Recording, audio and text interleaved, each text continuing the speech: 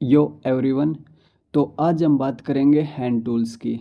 जैसा कि आप सब ने देखा होगा, कम्पिटिटिव एग्ज़ाम्स के अंदर हैंड टूल्स से रिलेटेड बहुत ही ज़्यादा स्क्वीजी और कन्फ्यूजिंग क्वेश्चंस आते हैं जो हम गलत भी करके आते हैं। तो उस कन्फ्यूज़न को दूर करने के लिए मैं ये वीडियो बना रहा हूँ। तो इसमें जो जो मेन और उसके मेन पॉइंट्स हैं टूल्स के, वे इस वीडियो के अंदर मैं बताऊंगा आपको। तो पहले हम बात करते हैं कॉम्बिनेशन प्लायर की। इसको हम लाइनमैन प्लायर भी बोलते हैं। ये 150 से 200 के बीच में आता है साइज़ में। और मटेरियल की बात करें तो हाई कार्बन स्टील का बना हुआ होता है। इसका मुख्य कार्य क्या होता है? तार को काटने, मोड़ने, खींचने, पकड़ने और मरम्मत के लिए। मेनली एग्ज़ाम में हमसे ये चीज़ें पूछी जाती हैं। या तो इसका डायग्राम दिया जाता है तो उसमें पूछा जाता है कि ये कौन सा टूल है। अगर इसके पार्ट्स की बात करें, यहाँ पे पाइप ग्रिप होती है, इनको हम जाज बोलते हैं। यहाँ पे एक कटर लगा हुआ होता है जिससे हम छोटे वायर्स को काट सकते हैं। इस पॉइंट को हम रिविट पॉइंट बोलते हैं जहाँ से यह पेन डाउन होता है। ये हैंडल होता है जो कि प्लास्टिक या रबड़ का बनाया जाता है। नेक्स्ट है फ्लैट नोज प्लायर। ये है 100 से 200 के साइज में आता है। मटेरियल कार्बन स्टील का बना हुआ होता है। इसका कार्य क्या है? सपाट सतहों को पकड़ने, मोड़ने, वस्तुओं को आकार देने के लिए इसका उपयोग किया जाता है। इसका ये मतलब दिखने में कैसा होगा? सामने से इस प्रकार से, जो व्यू फ्रॉम एक्स है। मेनली हमसे क्या पूछा जाएगा? सपाट सतहों को पकड़ने के लिए हम कौन से प्लायर का यूज़ करते हैं। नेक्स्ट है round knows plier. Size same है फ्लैट की तरह, 100 से 200 के बीच। मटेरियल की बात करें तो कार्बन स्टील का बना हुआ होता है। और कार्य तार के लूप बनाने के लिए, खासकर आभूषण बनाने और इलेक्ट्रॉनिक्स में। ये तो ऑलरेडी एग्जाम्स में 2-3 बार मैंने खुद देखा है कि पूछ रखा है। नेक्स्ट है लॉन्ग नोज प्लायर। साइज है 100 से 200 सेम ही है। मटेरियल हाई कार्बन स्टील का बना हुआ होता है। इसका कार्य क्या है? तंग जगहों में छोटी वस्तुओं को पकड़ना, मोल्ड करना और काटना इसका कार्य है। काटने के लिए यहाँ पे कटर लगा हुआ होता है। नेक्स्ट है पांचवा डायगोनल कटिंग प्लायर। साइज है 100 से 150 के बीच आता है। मटेरियल कार्बन स्टील का बना हुआ होता है। कार्य क्या है इसका?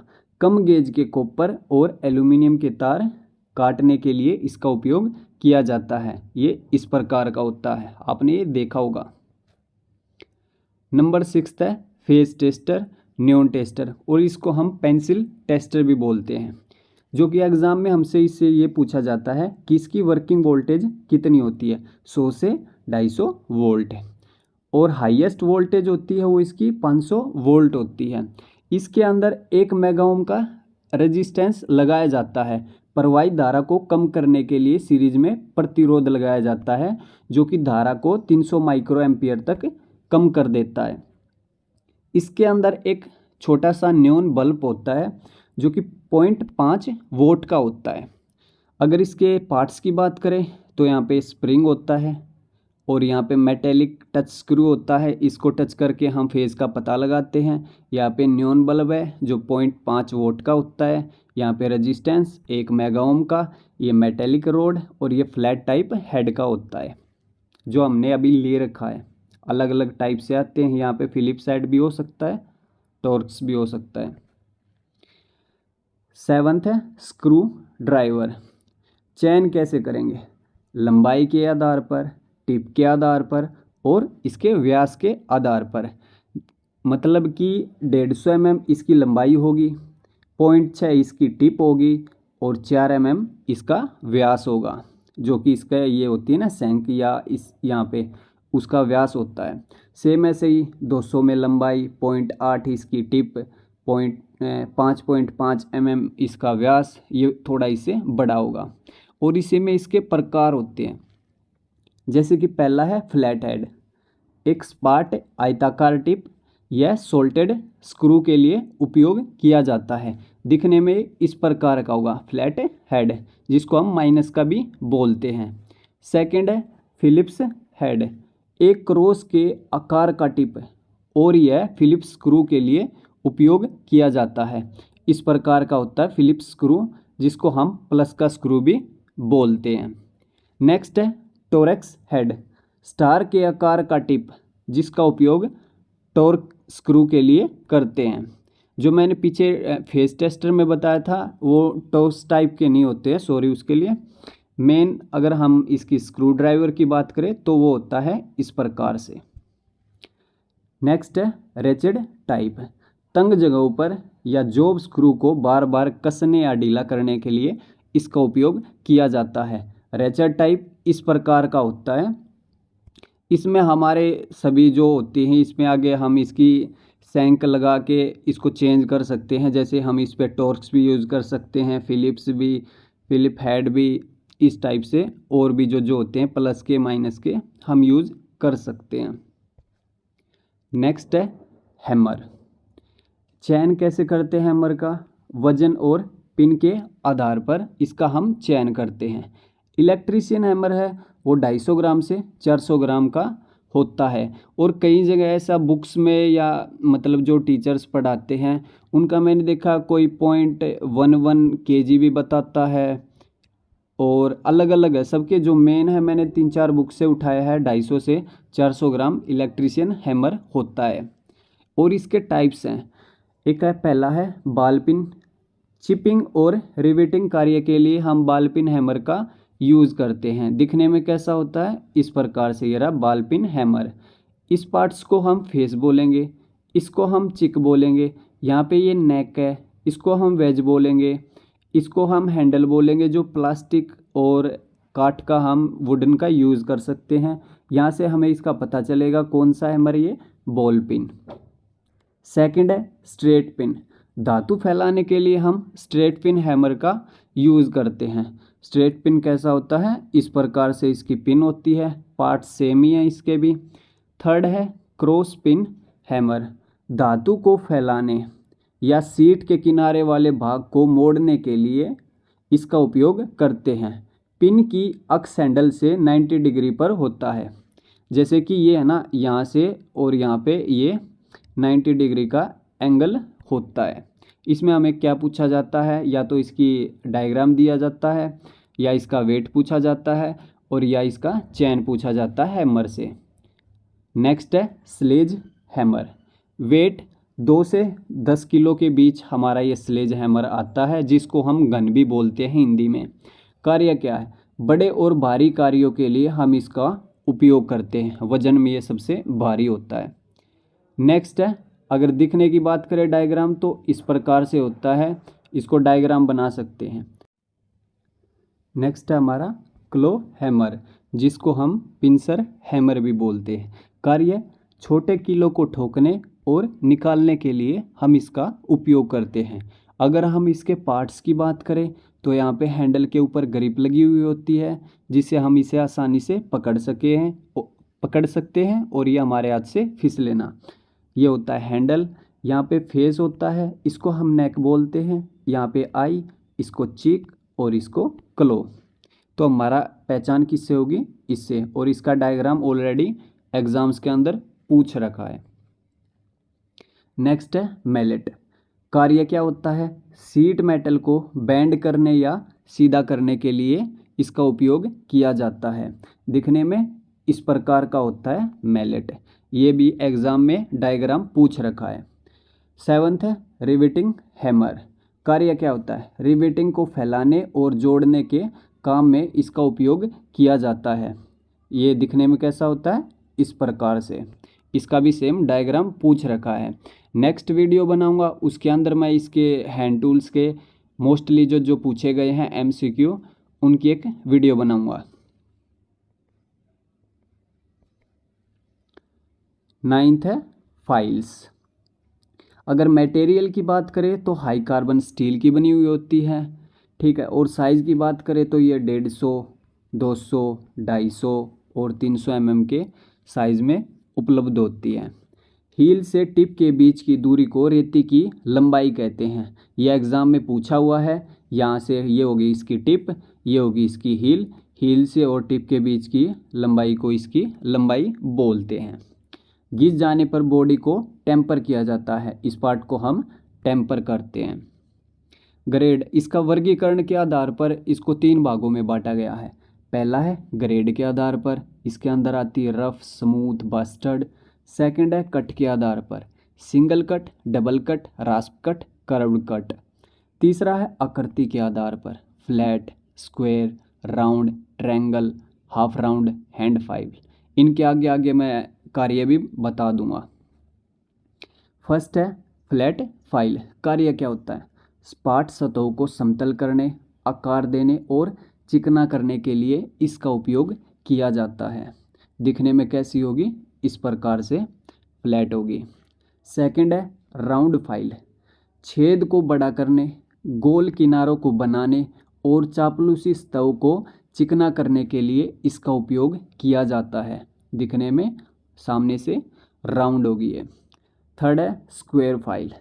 कार्य क्या है? चौकोर या आयताकार छेद और खांचों को फाइल करने के लिए इसका उपयोग करते हैं इस प्रकार से। फोर्थ है हाफ राउंड फाइल। गोल कार्य और सपाट दोनों सतहों को फाइल करने के लिए हम इसका उपयोग करते हैं। दिखने में इस प्रकार की होगी है। फिफ्थ है ट्रायंगल फाइल। कार्य कोणों और खांचों को फाइल करने के लिए इसका उपयोग करते हैं। दिखने में ट्रायंगल जैसी होगी। सिक्स्थ है हैंड फाइल। अवतल और समतल दोनों सतहों के लिए हम इसका उपयोग करते हैं। दिखने में बिल्कुल रेक्टेंगल टाइप होगी सामने से ये। नेक्स्ट है सेवंथ रफ फाइल। कार्य क्या है? धातु की बड़ी मात्रा को जल्दी से हटाने के लिए इसका उपयोग किया जाता है, जहाँ एक चिकनी फिनिशिंग की आवश्यकता नहीं होती है। इससे एग्जाम में ये ऐसा चित्र पूछा जाता है या इसका कार्य पूछा जाता है। नेक्स्ट है स्मूथ फाइल। कार्य क्या है? कम धातु को हटाने और अच्छी सतह परिष्करण देने के लिए या चिकनी बनाने के लिए हम इसका उपयोग करते हैं। पहले हम इसका यूज़ करेंगे, ज़्यादा धातु हटानी तो इसको मतलब रफ हटा देंगे, फिर उसके बाद हम उसको चिकना बना देंगे स्मूथ फाइल की सहायता से। नेक्स्ट है बस्टर्ड फाइल। कार्य क्या है? जहाँ सामग्री की भारी कमी होती है लेकिन फिर भी एक सभ्य फिनिशिंग की आवश्यकता होती है, वहाँ हम बस्टर्ड फाइल का यूज़ करते हैं। Next single cut. कार्य क्या है? चिकना करने और तेज़ धार बनाने के लिए इसका उपयोग किया जाता है। एल्युमिनियम और तांबे के लिए हम इसका उपयोग करते हैं। तो दिखने में कैसी होती है? इस प्रकार से होती है और इसके सिंगल ऐसे ऐसे कट लगे हुए होते हैं इसके ऊपर। और हमसे मेन चीज़ क्या पूछी जाती है एग्जाम्स के अंदर? जो ये डिग्री का कोण है ना, सिंगल कट के अंदर कितने डिग्री की ये कट लगाई जाती हैं, तो उसमें हमें बताना है 60 डिग्री का। एग्जाम्स के अंदर ऑलरेडी ये चीज़ें पूछ रखी हैं। 11th है डबल कट। कार्य क्या है? विपरीत दिशाओं में खांचे होने के कारण धातु को तेजी से काटती है। इसके अंदर 2 आती है, एक तो डबल कट फाइल और एक course type double cut file. इसके अंदर कोणों का डिफरेंस होता है। जैसे इसके अंदर है, जैसे पहला कट हो गया जो ऊपर वाला है 7 to 80 होता है, और अगर जो थोड़ा सा झुकाव वाला होता है वो 40 to 45 डिग्री का होता है। कोर्स की बात करें तो डायरेक्ट जो स्ट्रेट वाले होते हैं थोड़े 80 to 87 होते हैं, और साइड वाले होते हैं वो 30 to 35 डिग्री होते हैं। 12वां है रास्प कट। कार्य क्या है? लकड़ी, खुरों और अन्य सामग्रियों को आकार देने के लिए हम रास्प कट फाइल का यूज़ करते हैं। इसमें इस प्रकार से ये बने हुए होते हैं इसके जो खांचे हैं। 13वां है कर्व कट, जिसको हम विक्सन फाइल भी बोलते हैं। कार्य क्या है? नरम धातुओं जैसे एल्युमिनियम, तांबा और पीतल की चौड़ी सतहों को काटने के लिए हम इसका उपयोग करते हैं। दिखने में इस प्रकार की होती है और इस प्रकार से होती है। यहाँ पे इसके खांचे होते हैं, इस प्रकार से ये बनी हुई होती है। नेक्स्ट है 10th चीजल, जिसको हम छेनी भी बोलते हैं। मटेरियल हाई कार्बन स्टील की बनी हुई होती है। चीजल का आकार अष्टभुजाकार या षटभुजाकार होता है। साधारण कार्यों के लिए चीजल का कटिंग कोण 60 डिग्री होता है। ब्लैक स्मिथ और फोर्सिंग शॉप में हॉट चीजल का उपयोग करते हैं। चिपिंग करते समय चीजल का कटिंग एंगल 40 डिग्री होता है। हमसे एग्जाम्स में मेनली ये चीज़ें पूछी जाती हैं। चीजल का कटिंग एज कन्वेंशनल बनाया जाता है। कटिंग एज 25 mm से 35 mm तक हार्ड या टेम्पर किया जाता है। एग्जाम्स में ये चीज़ें पूछी जाती हैं। चीजल का वर्गीकरण लंबाई, फेस की चौड़ाई, कटिंग पॉइंट के आकार से निर्धारित की जाती है। अगर हम इसके टाइप्स की बात करें तो चीजल 2 प्रकार की होती है और इनके अलग अलग पार्ट्स हैं। जैसे कोल्ड चीजल, ठंडी छेनी, जैसे कि स्टील, लोहा और अन्य धातुओं को काटने और आकार देने के लिए हम इसका उपयोग करते हैं। इसे हार्ड और टेम्पर किया जाता है। सेकंड है हॉट चीजल। इसमें गर्म कार्यों में जैसे फोर्सिंग में धातु को आकार देना, वेल्डिंग के बाद अतिरिक्त धातु को हटाना, इसको टेम्पर की आवश्यकता नहीं पड़ती और इसका कटिंग कोण होता है वो 30 डिग्री का होता है। मतलब हॉट चीजल का ये मतलब है कि नाम से ही पता चल रहा है, जहाँ जहाँ गर्म सतह होगी, जहाँ पे हम इसका यूज़ करेंगे वहाँ पे हम हॉट चीजल का यूज़ करेंगे गर्म जगहों पर। नेक्स्ट है फ्लैट कट चीजल। धातु की सतह को समतल करने, अतिरिक्त धातु को हटाने और वेल्डिंग या कास्टिंग के बाद सतहों को साफ करने के लिए हम इसका उपयोग करते हैं। फ्लैट छेनी का ब्लेड स्पार्ट होता है, ठीक है, दिखने में ये इस प्रकार की होगी और यहाँ पे ऐसे हम इसका यूज़ करेंगे। नेक्स्ट है क्रॉस कट चीजल। मशीनरी में कीवे बनाने या धातु में खांचे और स्लॉट बनाने के लिए हम इसका उपयोग करते हैं। कटिंग एज वी के आकार का होता है, इस प्रकार से वी के आकार का होता है, इसको हम क्रॉस कट चीजल बोलते हैं और इस प्रकार से ये कीवे बनाने में उपयोग की जाती है। थर्ड है हाफ राउंड नोज चीजल। धातु में अर्धवर्ताकार खांचे बनाने के लिए इसका उपयोग किया जाता है, जैसे कि बेरिंग में तेल के मार्ग ऑयल पैसेजेस बनाने के लिए इसका उपयोग करते हैं। हाफ राउंड नोज चीजल इस प्रकार की होती है। फोर्थ है डायमंड पॉइंट चीजल।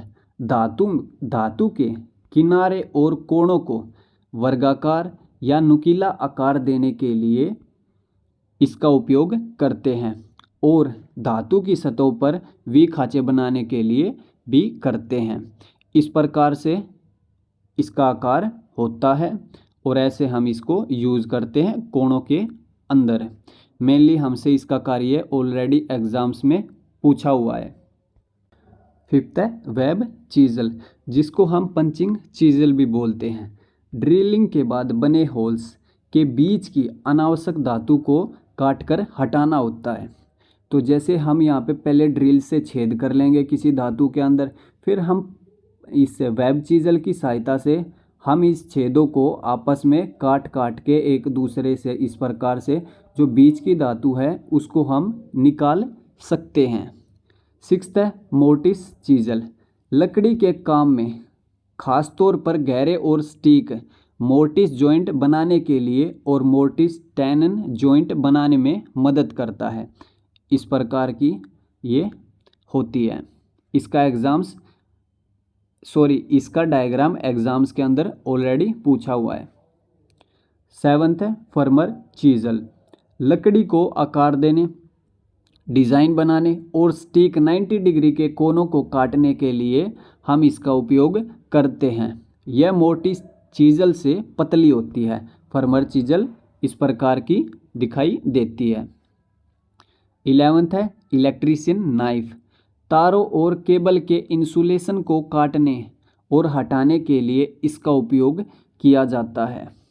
ठीक है, एग्जाम्स में हमें क्या पूछा जाता है, कितने डिग्री पर हम तार की इंसुलेशन को इलेक्ट्रीशियन नाइफ की सहायता से हटाते हैं। हमें एग्ज़ाम में अगर ये दोनों दिए हुए हो तो हम 20 को प्रायोरिटी देंगे। पहले है दोनों ही, बट मेन हमारा 20 है। दिखने में इस प्रकार का होता है। 12th पोकर, जिसको हम सुआ बोलते हैं। लकड़ी में पेच लगाते समय पायलट छेद बनाने के लिए इसका उपयोग करते हैं। दिखने में इस प्रकार से होता है और इसका डायग्राम ऑलरेडी एग्जाम्स में पूछा हुआ है। 13वां है रोल प्लग टूल। दीवार में छेद और स्क्रू के आकार की जगह बनाने के लिए हथौड़े के साथ चोट मारकर इसका उपयोग किया जाता है। इसमें इसका कार्य पूछ रखा है और दिखने में इस प्रकार का दिखाई देता है। 14वां है जिमलेट। इसमें एक हैंडल और एक ड्रिलिंग टिप होती है जो आमतौर पर एक पेच या वर्म के आकार की होती है। जिमलेट को घुमाकर लकड़ी में छोटे छेद बनाने के लिए इसका उपयोग करते हैं। दिखने में इस प्रकार का होता है। 15वां है क्रिम्पिंग प्लायर।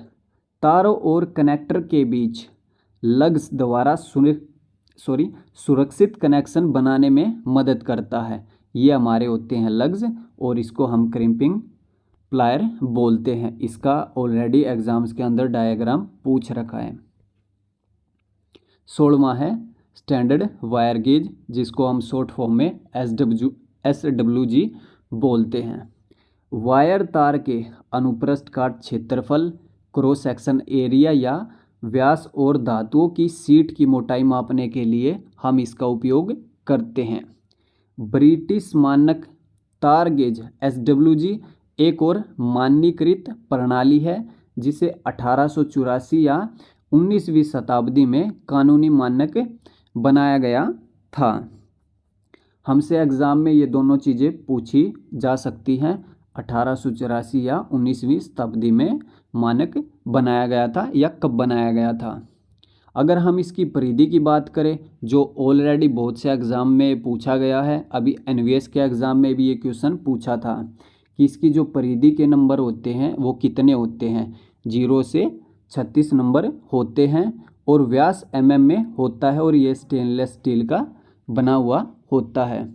अगर हम SWG की बात करें तो इसमें अगर जितना हमारा नंबर बड़ा होगा, जैसे कि मान ले हमारा 36 SWG है, तो उसका व्यास उतना ही कम होगा, वायर का व्यास उतना ही कम होगा। जैसे हमारा 0 SWG है, अगर हम इंच में बात करें तो 0.34 इंच हमारा होता है। अगर हम mm की बात करें तो 8.236 mm उसका व्यास होता है। अगर हम ऐसे ही 36 SWG गेज की बात करें वायर की, तो उसका व्यास होता है 0.193 mm होता है। हमें ये सारे के सारे पांचों याद रखने हैं। ऑलरेडी एग्ज़ाम्स के अंदर ये चीज़ें पूछी गई हैं।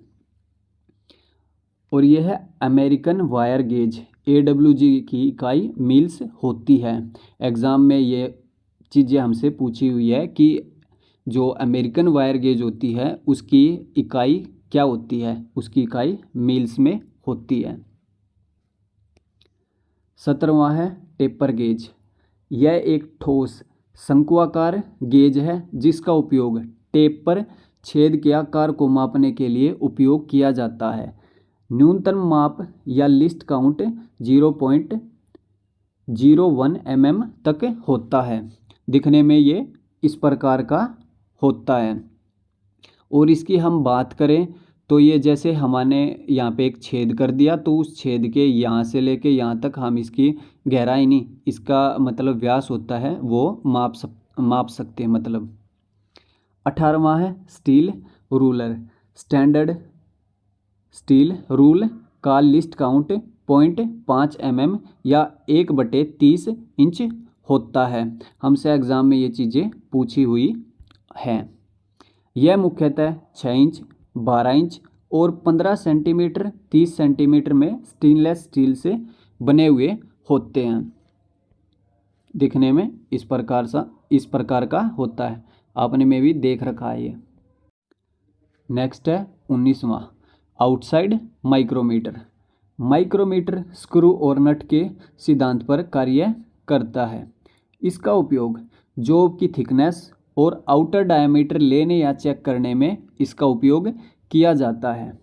ब्रिटिश प्रणाली में 1 इंच का 1000वां भाग यानी कि 0.001 इंच और मीट्रिक प्रणाली में 1 mm का 100वां भाग यानी कि 0.01 mm होती है। हमें ये दोनों चीज़ें इसमें याद रखनी है। माइक्रोमीटर की स्लीव अंदर से खोखली होती है। इसके अंदर 1 इंच में 40 चूड़ियाँ कटी होती हैं। यह चूड़ियाँ TPI थ्रेड पर इंच होती है। लाइक यहाँ पे ये जो स्लीव होता है इसके अंदर 1 इंच में 40 चूड़ियाँ कटी हुई होती हैं स्लीव के ऊपर, और इस स्लीव के ऊपर यहाँ पे एक लाइन खींची होती है जिसको हम इंडेक्स या डेटम लाइन कहते हैं। ऊपर 1 mm की 25 और नीचे 0.5 mm की 25 लाइन होती है जिसे हम क्रमशः मेन डिवीज़न और सब डिवीज़न कहते हैं। इस प्रकार की होती है, 1 mm की, दूसरी भी ये 2 mm की होगी, ये 3 mm की, ये 4 mm की। अगर हम इसको काउंट करेंगे 1 2 3 4, और यहाँ पे होती है 0.5 mm की, 0.5 mm की, 0.5 mm की। लाइक एक यहाँ पे होती है, जैसे कि ये हो गया 0.5, ये हो गया 1 mm, 1.5 mm, 2 mm, 2.5 mm और 3 mm, 3.5 mm। ऐसे ये हो गया हमारा मेन डिवीज़न, ये हो गया हमारा सब डिवीज़न, इसके अंदर होती है। अगर हम इसके पार्ट्स की बात करें तो ये होता हमारा एनविल, इसको हम मेजरिंग फेसेस बोलते हैं, इसको हम स्पिंडल बोलते हैं, इसको हम स्लीव बोलते हैं। इसी के ऊपर हमारी डेटम लाइन और जो मेन स्केल और मेन डिवीज़न और सब डिवीज़न इसी के ऊपर होते हैं। इसको हम लॉक बोलते हैं, इसको हम फ्रेम बोलते हैं। यहाँ पे ये जो 25 mm का है ये हमारा माइक्रोमीटर का मतलब बताता है कितने उसका है। ये है थिम्बल, इसको हम रेचर्ड स्टॉप बोलते हैं। नेक्स्ट है 20वां, वर्नियर कैलिपर। यह 2 स्केल के सिद्धांत पर कार्य करता है। इसमें मुख्य पैमाना यानी कि मेन स्केल तथा दूसरा एक वर्नियर पैमाना या वर्नियर स्केल होता है। पहले हम इसमें चित्र की बात कर लेते हैं।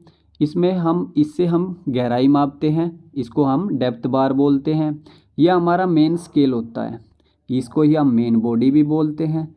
यहाँ पे ये होता है, अगर हम इसको फिंगर से घुमाते हैं तो ये स्केल होता है, जो वर्नियर ये आगे पीछे होता है। फाइन एडजस्टेबल स्क्रू बोलते हैं इसको। ये लॉकिंग स्क्रू होते हैं दोनों के दोनों इसके ऊपर, इसको हम थंब ग्रिप बोलते हैं। यह हमारा वर्नियर स्केल हो गया। ये हमारा मूवेबल एक्सटर्नल जो हो गया, ये हमारा फिक्स जो हो गया, जो कि मेन स्केल के ऊपर होता है। इससे हम उसका आउटर डायमीटर मापते हैं, इससे हम इनर डायमीटर मापते हैं, जो दोनों जाज होते हैं हमारे। और हम नीचे और इसकी बात करें लिस्ट काउंट की, ब्रिटिश और मीट्रिक प्रणाली में 0.001 इंच और 0.2 mm तक की शुद्धता और सूक्ष्मता के साथ मापा जा सकता है। मेन चीज़ है, ब्रिटिश की बात करें तो 0.001 इंच और मीट्रिक की बात करें तो 0.2 mm होता है। आमतौर पर यह यंत्र 150 mm से 600 सेंटीमीटर की रेंज में मिलते हैं और यह प्राय निकिल क्रोमियम स्टील के बने हुए होते हैं। 21वां है ट्राई स्क्वायर, जिसको हम गुनिया बोलते हैं। ट्राई स्क्वायर ब्लेड के द्वारा किसी जॉब की समतलता फ्लैटनेस को चेक करने व मार्किंग करते समय 90 डिग्री के कोणों में रेखाएं खींचने के लिए इसका उपयोग करते हैं। इसका स्केल 10 सेंटीमीटर से 30 सेंटीमीटर लंबा होता है। अगर हम पार्ट्स की बात करें तो ये है स्ट्रेट एज, ये होता है हमारा ब्लेड। यहाँ पे हमारा 90 डिग्री का एंगल होता है, इसको हम बर स्पॉट बोलते हैं, जो यहाँ पे एक पॉइंट बनता है उसको। ये हमारा स्ट्रोक है। नेक्स्ट है 22वां स्क्राइबर, दिखने में इस प्रकार का होता है। स्क्राइबर एक हस्त उपकरण है। इसका उपयोग धातु के काम में वर्कशीट पर रेखाएं अंकित करने के लिए किया जाता है, खासकर मशीनिंग से पहले। यह एक पतला नुकीला उपकरण है जो आमतौर पर हाई कार्बन स्टील या टूल स्टील से बना हुआ होता है और इसके सिरे 12 डिग्री से 15 डिग्री के कोण पर तेज किए जाते हैं। हमें इससे किससे बना हुआ होता है, मेन हमसे ये पूछा जाता है कि हाई कार्बन स्टील का बना हुआ होता है। नेक्स्ट है 23वां इनसाइड कैलिपर। इनकी दोनों टांगे पॉइंट से बाहर की ओर मुड़ी हुई होती है।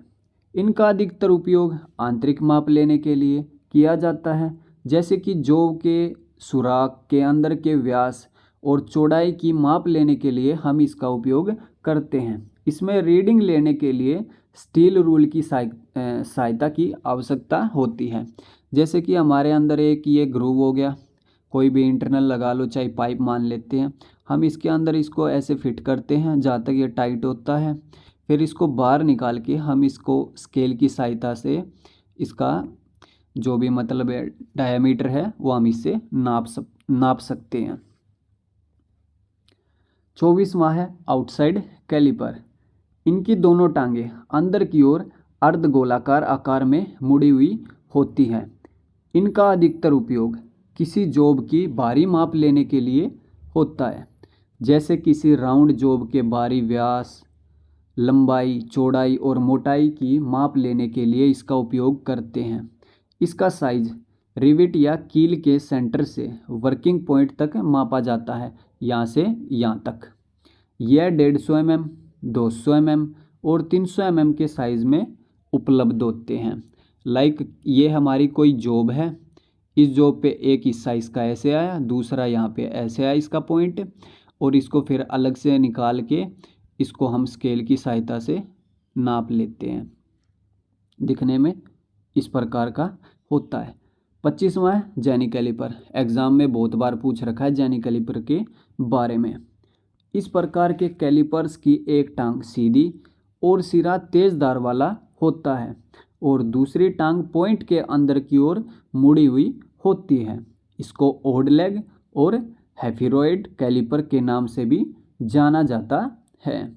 इसका उपयोग किसी जॉब के फिनिशिंग किए हुए सिरे से समांतर रेखाएं खींचने के लिए व किसी राउंड जॉब का केंद्र सेंटर ज्ञात करने के लिए इसका उपयोग किया जाता है। जैसे कि हमारी कोई जॉब है, यहाँ पे इसका जो नुकीला वाला पॉइंट है वो, और यहाँ पे जो इसका लेग वाला हिस्सा है वो, इसको हम घुमा के इसका सेंटर पॉइंट ज्ञात कर सकते हैं। नेक्स्ट है सेंटर पंच। इसके 3 पार्ट हैं। एक है सेंटर पंच, एग्जाम में मोस्टली हमसे पूछा जाता है कि इसका कोण कितना है, सेंटर का, प्रिक का और डॉट का। सेंटर पंच हमारा इस प्रकार का होता है, दिखने में ये तीनों सेम ही होते हैं। यह उच्च कार्बन स्टील के बने होते हैं। इन्हें टेम्पर ट्रीटमेंट दिया जाता है। इसका पॉइंट 90 डिग्री के कोण पर बनाया जाता है। इसका उपयोग आमतौर पर ड्रिलिंग बिंदु पर एक केंद्र बनाने के लिए किया जाता है, ताकि ड्रिलिंग बिट का बिंदु वहाँ ठीक से टिक सके और जिससे ड्रिल फिसले नहीं। मतलब इसका कि यहाँ पे हमें ड्रिल करनी है तो किसी सीट के ऊपर, तो हम इसको पंच करके वहाँ पे हम ड्रिल रखेंगे तो वो हमारी फिसलेगी नहीं।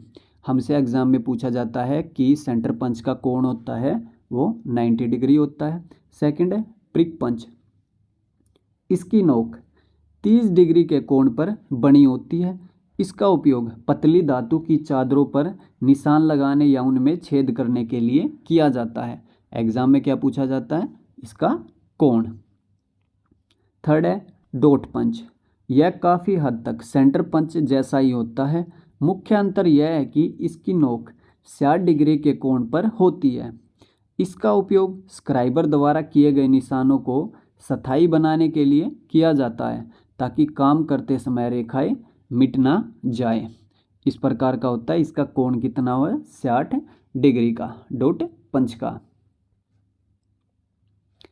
नेक्स्ट है 27वां वाइस।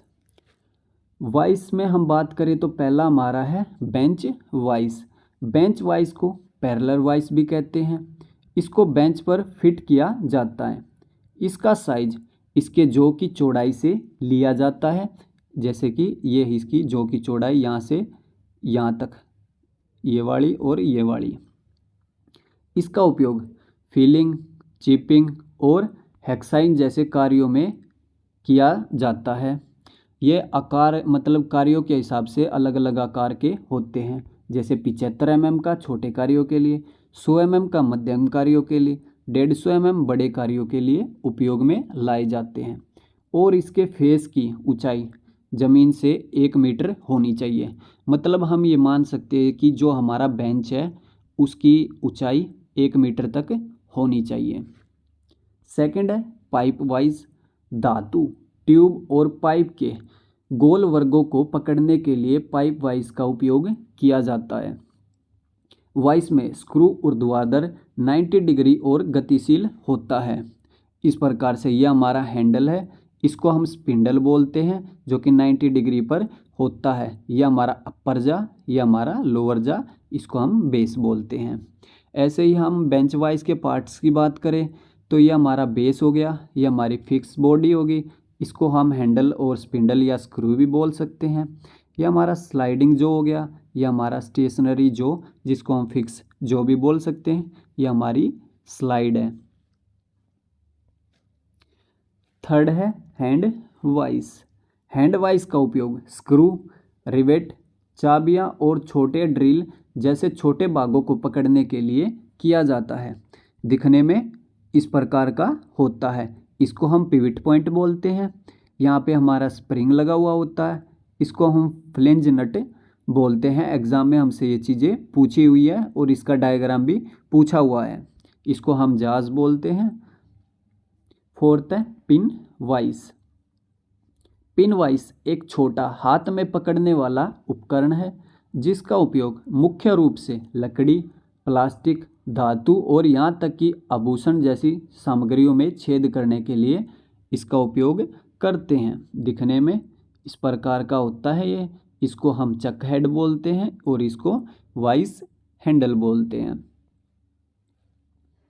28वां है पाइप रेंच। पाइप और रोड जैसी गोल धातु की वस्तुओं को कसने या ढीला करने के लिए हम पाइप रेंच का उपयोग करते हैं। दिखने में ये इस प्रकार का होता है और ये पाइप के व्यासों के हिसाब से अलग अलग साइज के अंदर आते हैं। जैसे 6 इंच से 10 इंच कम व्यास वाली पाइपों के लिए हम यूज़ करते हैं। 12 इंच से 18 इंच सामान्य प्लम्बिंग और मरम्मत कार्यों के लिए हम इसका उपयोग करते हैं। 24 इंच और उससे ज़्यादा भारी भरकम कार्यों के लिए हम इसका उपयोग करते हैं। ये जो अभी लेटेस्ट एनवीएस का एग्ज़ाम हुआ था उसके अंदर ये हमसे पूछ रखा था कि ज़्यादा से ज़्यादा पाइप रेंच का साइज कितना होता है। अगर हम इसके पार्ट्स की बात करें तो ये होता है रिप्लेसेबल ट्वाइस हार्डनर्ड एलोय स्टील जोज, इसको हम सिंपली जा बोल सकते हैं। ये हमारा हैंगिंग होल है, इसको हम हैंडल बोलते हैं। इसको हम सेल्फ क्लीनिंग थ्रेड बोलते हैं। यहाँ पे हमारा स्क्रू होता है जिसको हम इसको आगे पीछे कर सकते हैं। ठीक है। 29वां है एडजस्टेबल रेंच। एडजस्टेबल रेंच एक ऐसा रेंच है जिसके जबड़े का साइज बदला जा सकता है। यह एक ओपन एंड रेंच होता है जिसे एक स्थिर जबड़ा और एक चल जबड़ा होता है। यह एक वर्म गियर या स्क्रू को घुमाकर चल जबड़े को आगे पीछे किया जा सकता है, जिसे आप इसे अलग अलग साइज के नट और बोल्ट पर फिट कर सकते हैं। दिखने में ये इस प्रकार का होगा। अगर पार्ट्स की बात करें तो यहाँ पे हैंडल है, इसके ऊपर हमने लगा रखी ग्रिप, इसको हम ग्रेजुएटेड स्केल बोलते हैं। यहाँ पे ये नट होता है, इससे हम अप एंड डाउन कर सकते हैं इसको। ये फिक्स जो और ये मूवेबल जो होता है। नेक्स्ट है हमारा 30वां हेक्सा। इसका उपयोग मुख्य रूप से धातु को काटने के लिए किया जाता है। टाइप ऑफ हेक्सा फ्रेम, ये हम फ्रेम की बात कर रहे हैं। पहला है सॉलिड फ्रेम। मानक लंबाई के ब्लेड ही इसमें फिक्स हो सकते हैं। ब्लेड के आधार पर चयन करते हैं, जैसे कि 250 mm और 300 mm। एग्ज़ाम में हमसे ये चीज़ें पूछ रखी हैं कि सॉलिड फ्रेम में कितने से कितने mm तक के ब्लेड हम लगाते हैं। सेकंड है एडजस्टेबल फ्रेम, नली के प्रकार का। इस फ्रेम में हम दोनों साइज के ब्लेड को एडजस्ट करके उपयोग कर सकते हैं। यह हमारा फिक्स जो है और यह हमारा एडजस्टेबल फ्रेम है। जैसे कि यहाँ पे ये दे रखे हैं, यहाँ से हम इसको फिक्स कर सकते हैं, एडजस्ट कर सकते हैं। यहाँ पे हम इसको विंग नट बोलते हैं। यह हमारा फिक्स्ड ब्लेड होल्डर है, यह हमारा एडजस्टेबल ब्लेड होल्डर है। इसको हम रिटेनिंग पॉइंट बोलते हैं, इसको हम हैंडल बोलते हैं। ठीक है, ये हमारा फ्रेम तो है ही। ठीक है, और इसके अगर हमसे पूछे कि ब्लेड से ब्लेड की लंबाई हम कैसे मापते हैं, तो रिटेनिंग जो पॉइंट्स होते हैं यहाँ पे हम उन दोनों पॉइंट्स के बीच के दूरी को हम इसके ब्लेड की दूरी कहते हैं। ब्लेड की पिच, दो निकटवर्ती ब्लेड के दांतों के बीच की दूरी को हम उसकी पिच बोलते हैं। ऐसे जैसे पहला दांता और सेकंड दांता, जैसे कि ये मान लेते हैं हम इसका पहला कट है और दूसरा कट है, इसके जो बीच की होती है इसको हम ब्लेड की पिच बोलते हैं। ये कार्य के आधार पर अलग अलग होती है। अगर हम मोटा ब्लेड यूज़ करेंगे तो 0.8 mm की पिच होती है उसकी। मीडियम के लिए 0.4 से 0.1 mm होती है। फाइन के लिए 0.8 mm, और इनके भी अलग अलग कार्यों के आधार पर हम इसका उपयोग करते हैं।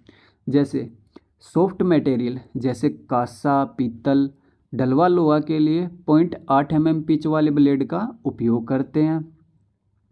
Tool steel, high carbon, high speed steel के लिए हम 1.4 mm पिच वाले ब्लेड का उपयोग करते हैं। पीतल की ट्यूब, लोहे के पाइप, तांबे के लिए 1 mm पिच वाले ब्लेड का उपयोग करते हैं। सीट मेटल, कंडक्ट पाइप व अन्य पतले पाइपों के लिए हम 0.8 mm पिच वाले ब्लेड का उपयोग करते हैं। नेक्स्ट है फाइन पिच टीथ। अगर नॉर्मल अपनी भाषा में बात करें तो 25 mm के अंदर इसमें हमारे कितने टीथ आते हैं। जैसे कि ये है 24 है तो ये 25 mm है, तो 25 mm के अंदर हमारे 24 टीथ आए हुए हैं। जैसे कि मीडियम पिच में 24 से 32 टीथ पर 25 mm होते हैं, जो कि हम थिन एंड हार्ड कार्यों के लिए यूज़ करते हैं। तो हमें इसमें मेनली क्या याद रखना है, ये चीज़ टीथ पर इंच। 24 TPI हम कहाँ पर यूज़ करते हैं, large size aluminium and other soft metal में हम 24 TPI यूज़ करते हैं। 18 कहाँ पे करते हैं, suitable for general workshop cutting के लिए। 24 for cutting steel plate up to 5/6 mm तक यूज़ करते हैं। 32 TPI for cutting hollow section and tubing के लिए हम इसका उपयोग करते हैं। 31वां है टेनन सॉ। यह हमारे हैक्सॉ के प्रकार हैं। इसका उपयोग लकड़ी के छोटे या जटिल टुकड़ों को काटने के लिए और विशेष रूप से मोर्टिस और टेनन जोड़ों जैसे स्टिक कट लगाने के लिए हम इसका उपयोग करते हैं। दिखने में ये इस प्रकार की होती है और इसका डायग्राम ऑलरेडी एग्जाम में पूछ रखा है। 32वां है की होल सो। इसका उपयोग तंग जगहों में या घुमावदार कट लगाने के लिए और दीवारों में विद्युत आउटलेट बोर्ड बनाने के लिए विद्युत आउटलेट बोर्ड में छेद बनाने के लिए इसका उपयोग करते हैं। दिखने में इस प्रकार की होती है और इसका भी सेम डायग्राम पूछ रखा है। 33वां है स्ट्रेट कट स्निप। इसका उपयोग धातु की चादरों, माइका सीट और मोटी इंसुलेशन को काटने के लिए इसका उपयोग किया जाता है। दिखने में ये इस प्रकार का होता है। 34वां कर्व कट स्निप, जिसको हम बेंट स्निप बोलते हैं। इसके ब्लेड घुमावदार होते हैं, जो जटिल आकार की घुमावदार सीट या वर्कों में कटिंग करने में मदद करते हैं। इसका एग्जाम में हमसे कार्य पूछ रखा है। दिखने में इस प्रकार का होता है। 37वां स्टोक एंड डाई। स्टोक और डाई भारी चूड़ियाँ एक्सटर्नल थ्रेड बनाने के लिए इसका उपयोग किया जाता है। यह हाई कार्बन स्टील और हाई स्पीड स्टील की बनी हुई होती हैं। दिखने में ये इस प्रकार की होती हैं और ये एनवीएस के एग्ज़ाम में पूछ रखा है। इसको हम स्लाइड स्क्रू बोलते हैं। इसको हम सेंटर स्क्रू, यहाँ पे साइड स्क्रू होता है जहाँ से ये मतलब हम इसको घुमाते हैं तो वो चूड़ियाँ काट देता है। इसको हम बटन स्टॉक बोलते हैं। ये हमारा पैटर्न होता है, इसको हम पैटर्न बोलते हैं। 38वां प्लम बॉब। प्लम बॉब को हिंदी में साहुल या साहुल्य कहते हैं। इसका उपयोग दीवार, खंबे या किसी भी संरचना की ऊर्ध्वाधर वर्टिकल रेखा की जांच करने के लिए इसका उपयोग करते हैं। अगर इलेक्ट्रिकल में बात करें तो इसका उपयोग होता है वायरिंग के टाइम पे। हमें जब वो वायरिंग सीधी करनी हो या मतलब ड्रिलिंग के लिए हमें या कटिंग के लिए जब सीधी लाइन मारनी हो तब इसका हम उपयोग करते हैं। 39वां है पुली पुलर। पुली पुलर एक उपकरण है जो पुली को शाफ्ट से सुरक्षित रूप से हटाने के लिए डिज़ाइन किया जाता है। यह आमतौर पर एक मजबूत फ्रेम और एक स्क्रू तंत्र के साथ आता है जो पुली को खींचने के लिए बल प्रदान करता है। पुली पुलर का उपयोग आमतौर पर मोटर, पंप और अन्य मशीनरी में किया जाता है। यह पुली को बदलना या हटाना आवश्यक हो, जहां पुली को बदलना या हटाना आवश्यक हो, इस प्रकार का होता है। इसको हम हेक्सागनल हेड बोलते हैं। ये हमारे क्रॉस आर्म्स होते हैं। इसको हम क्लोज बोलते हैं। ये 3 क्लोज हैं इसके यहाँ पे। इसको हम फोर्सिंग स्क्रू बोलते हैं। 40वां हमारा बेरिंग पुलर। बेरिंग पुलर को बेरिंग के आकार और प्रकार के अनुसार डिज़ाइन किया जाता है। दिखने में ये इस प्रकार का होता है, ठीक है। और यह बेरिंग को बिना नुकसान पहुंचाए निकालने के लिए डिज़ाइन किया जाता है। इसको हम लिंक्स बोलते हैं। ये हमारा योक है, ये हमारी लेग है, इसी को हम क्लोज बोलते हैं। इसको और इसको, ये हमारा स्क्रू या इसको हम स्पिंडल बोल सकते हैं। ये हमारा हैंडल है। 41वां स्पैनर। पाना, रिंच या स्पैनर वह औजार है जो नट एवं बोल्ट आदि रोटरी फास्टनरों को घुमाने के लिए आवश्यक बलागुण लगाने हेतु यांत्रिक लाभ प्रदान करता है। दिखने में ये इस प्रकार का होता है और इसका डायग्राम हमसे पूछ रखा है। इसको हम हेड बोलते हैं। ये हमारी प्रोफाइल्स होती हैं दोनों के दोनों, ठीक है। और इसको हम शाफ्ट बोलते हैं।